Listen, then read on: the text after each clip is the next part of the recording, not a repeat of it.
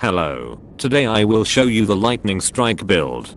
This build's goal is to be a high damage one-handed sword build that does not sacrifice a lot of survivability. Here is a short demonstration before we get to the build, but a timestamp to skip it is in the description below.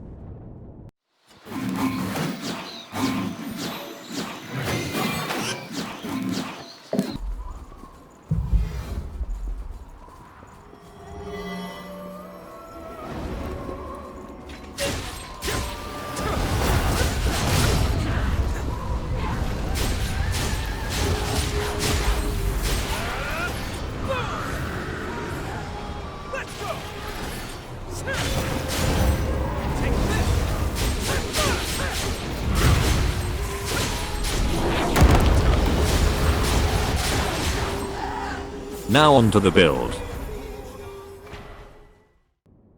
The main components of this build are highlighted in blue, and all abilities and their blood codes are on the cards shown on screen. The main part of this build is a stacking damage buff which lasts for long enough to deal considerable damage. Note, this build works best with Louis, so you can use a reckless abandon ability. The buffs are Bridge to Glory, Overdrive, and Adrenaline to give stacking damage boosts which last for a minute and a half, which is long enough to cause considerable damage and sometimes outright defeat most bosses.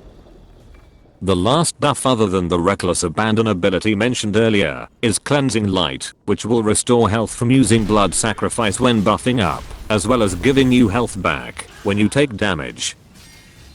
The other two active abilities are offensive attacks, to deal fast damage when needed. Severing Abyss can deal a considerable amount of damage when the battle starts, sometimes starting the second phase of a boss fight after only a single hit, while Shadow Assault can be a strong attack against faster opponents.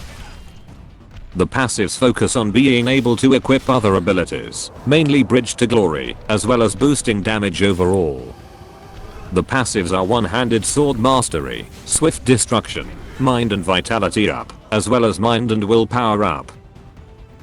For equipment, I chose lighter items to get the most out of Swift Destruction, Ivory Grace for the Blood Veil, and Blazing Claw for the weapon. Blazing Claw scales from all stats, which allows it to reach very high damage compared to other one-handed swords. Combining all the buffs and passives, it is possible to deal a very high amount of damage quite quickly. This build is quite squishy, so knowledge of enemy attacks will help a lot using this setup, but you have the damage to quickly take down most opponents fast.